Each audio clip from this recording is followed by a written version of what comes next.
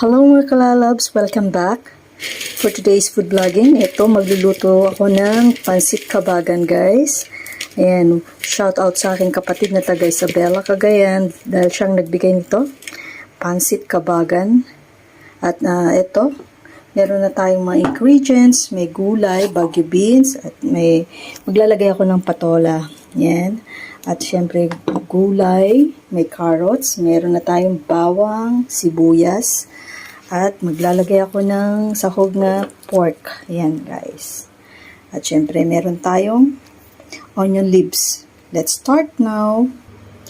Ayan, mainit na yung ating kaldero. Lagay na natin yung pork. Lagyan natin yung sibuyas, bawang,